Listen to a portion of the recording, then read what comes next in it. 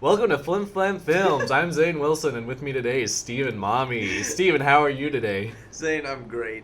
Well, that's fantastic. Today we're going to talk about Mr. Wise Guy. This was released in 1942, directed by William Nye, and it stars the East Side Kids, and this is the 8th movie in their series of movies, and it is approximately 70 minutes long. Steven, what are your general impressions of the movie? Whoa. Before I give you my general impressions of the movie, Zane, you know what we should do first? Let's give the audience a quick summary of the film. Okay. Thanks, man. Do you want me to do it? Yeah, Or you go got ahead. it. Okay, so in this film, it's starring the East Side Kids, which is a little gang of juveniles. Hooligans. Hooligans, thank you. That's a better word than juveniles. Hooligans. And basically, they're playing in this truck. And then they get sent to reform school because the truck was stolen. One of the guy in the gang, his older brother, gets sent to jail for a murder. Gets put on death row. And then a bunch of crazy stuff happens. And that's the film in 70 minutes. Or less. Yep. How's that? Do you like that summary? Yeah, that's pretty good. No spoilers. Oh, yeah. No spoilers here. Spoiler-free zone. All right. Anyway, Zane. Yeah.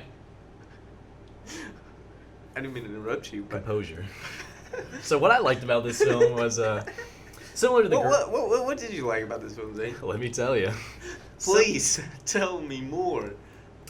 Recycling jokes isn't that funny, Steven. Anyway, What do you mean? like the gorilla, this is an older film and it is much shorter than a lot of films today, and I enjoyed it because of that.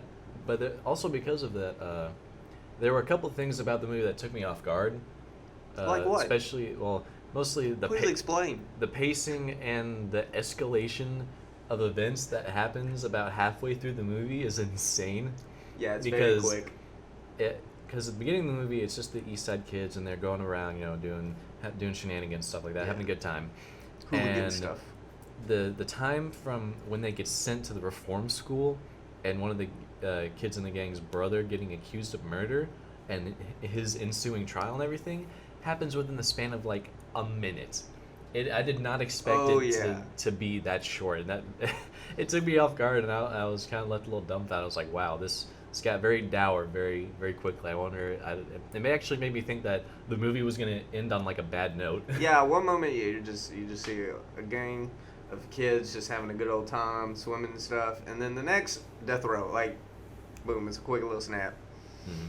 And also, quick disclaimer: the version that we watched, the audio quality and the film quality, some at times weren't that great because I assume the original footage was damaged in some way when Yeah, they just transferred it to DVD. But The stuff, sound bites, yeah. yeah, and stuff like that can't be helped. But I didn't really negatively impact the film that much, besides a few moments where the audio cut out, but it wasn't that bad. Yeah, no, because the audio cut out no more than 3 seconds, so it Yeah, wasn't... nothing like important was lost to the film. No. And then they had like one little weird jump cut, but other than that, the film overall was great. I loved it a lot. Yeah, I just love old films, black and white films, the like first talkies. Mhm. So good. Yeah, you've kind of turned me on to that because They're I- a hidden gem in our society. yeah, I think more people should watch older black and white films like this and just get a chance to experience them. Yeah, Mhm. it's a good flavor. It's a good flavor. It's a good what? It's a good flavor. Flavor? Huh, yeah. Yes, I guess you can put it that way. Yeah, flavor, genre. It's good. It's good. I don't think black and white films are a genre unto themselves. Well, they are like. I think they're starting to become almost a genre now. I mean, With today's movies and stuff, like other than you now, you know how many people I know that watch black and white films that are not in their 60s or 70s or older than that. You know how many people? probably not many. You want to guess? 0. There's you now, and I said not including you, and me. Nobody else. Mm-hmm. So I'll say they're a genre now. Yeah. Oh, that reminds me. I would like quickly. I want to talk about my favorite scene in the movie. Oh, you That- forgot the other disclaimer. Oh yeah. Yeah. Really quickly, there are a few racial jokes in here, and if that bothers you, well, get over it. Just not nothing like hard racist. It's just jokes, a couple stereotype. yeah, very kind of typical jokes. stereotypical jokes. Nothing too crazy. Yeah. But anyway, my favorite scene in this whole movie was I'm the like if you talk to me about movies, Yeah, he's a the stickler. I'm just kidding. What? The one thing that probably annoys me the most about films, and I guess also modern films, well, I guess all films, is just the main character having a love interest. It seems like 99.999% of all movies Oh, yeah. have to have a love interest, Mm-hmm. and it just annoys me to no end that it has to be like that. But I believe that Mr. Wise Guy handles this the best way, Oh yeah. where one of the characters that does eventually form a love interest, their first date is about 5 seconds long. They go to a dinner, they go to dinner, and then it shows the outside of the restaurant, and then it shows them eating inside really quick, and then they open their fortune cookies, read them to each other, and boom, that's it. They're together. They don't. Since it's the 1940s, they don't kiss. He doesn't stay the night at her apartment. He just brings her home like a gentleman, leaves, and then boom, that guy's in jail, and she's visiting him. True Like, love. true love, first sight. It's great. Zane knows my favorite scene. My favorite scene is a good old joke scene, like always. Always Well, I like mean, the best yes, it is jokes. a comedy. Yeah, it's a comedy, but the best joke in the film. Well, there's also tragedy. Yeah, it's just a good film. All good films have some jokes in them.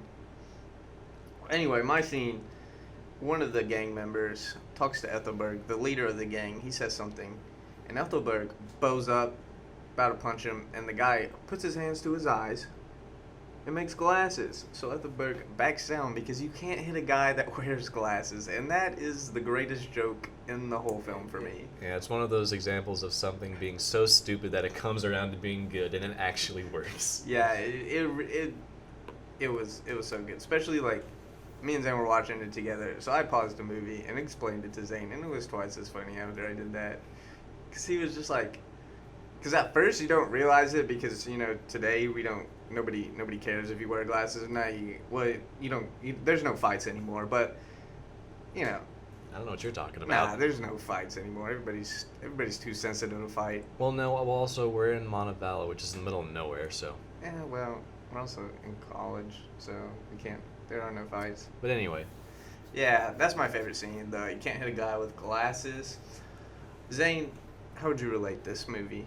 well, before I get to that, I also just one more note I wanted to say about the movie is that I really enjoyed the quick pace of the jokes sometimes, and also like there's a lot of nice wordplay Oh that you have to really be paying attention sometimes, like with Steven's glasses joke. Otherwise, you might miss it. So. Yeah, no, Ethelberg, he dubs himself Mr. Wise Guy in the film in a very classy way. Somebody's like, "Oh, we got a wise guy here," and he goes, "That's Mr. Wise Guy to you." And That's then not they how it just call happens, him but that. okay. No, that's basically how it happens. Steven's memory failing him yet No, again. Zane, that's how it happens. The one guy is writing, he's like, Ethelberg. He goes, "Yeah, let's not talk about my name." And then he's like, he keeps talking, makes a joke. He goes, "Oh, you're a wise guy." He goes, "Yeah, you can call me Mr. Wise Guy." Okay, and what you just said is correct. The first thing you said is not what happened. That's what I said the first time. I said, "Listen," he was Okay, like, anyway, "You're a wise I'd guy." like And he to goes, say- "No, it's Mr. Wise Guy." No, I'm saying. I don't know why he made me repeat both stories the exact same way. It was the same thing twice. All I know is I'm right. So anyway. Yeah. Who To me- usually says they're right or wrong people. Oh, okay. But to me, this movie is like a small bag of spicy chips. Spicy. Spicy. Because when you're eating a bag of spicy chips, Spicy. that first chip you eat, you're like, oh, that's good. It's kind of spicy. Spicy. But then you eat another one, and then you eat another one, and if you just keep eating them, you don't really feel the heat that much. But if you ever stop to try and take a break, you can't, because as soon as you do, the heat's gonna hit you. It's gonna take you off guard. It's gonna give and you then, that but then fire you just breath. keep eating them and enjoying them, and then sooner than you realize, the bag's empty. That's how I like to think about this movie. Yeah, that's a great way. I like spicy food, so I love the analogy. To me, this movie is like any of my grandma's cooking. It's just good. Reminds me of olden days, the good old days, as people like. And I feel like this is how my grandparents would like describe how their childhood was, or what I hope it would be. Like I wish just This movie? yeah, just just hanging out, doing whatever. Yeah, you go to school, but you can escape whenever you want. Like the little things.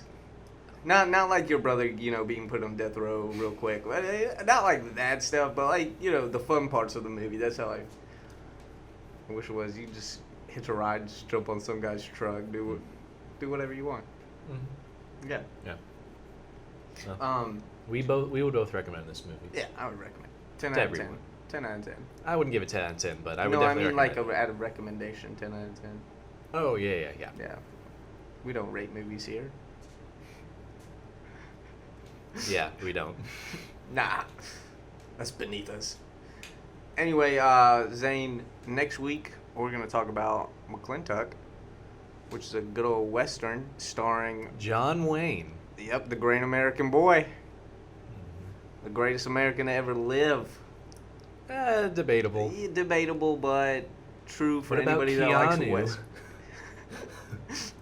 Yeah, he could be second. John Wayne's the most American boy there is. Okay, let me tell you, it's John Wayne, Ronald Reagan, and then I guess Keanu for you. I don't know.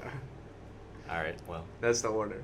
But it's a McClintock comedy, Western, great. Also, my dad's favorite John Wayne film, and he has over 100 John Wayne films at the house, so it's a good film. Zane will like it. Yeah, well, I guess we'll catch everybody next time.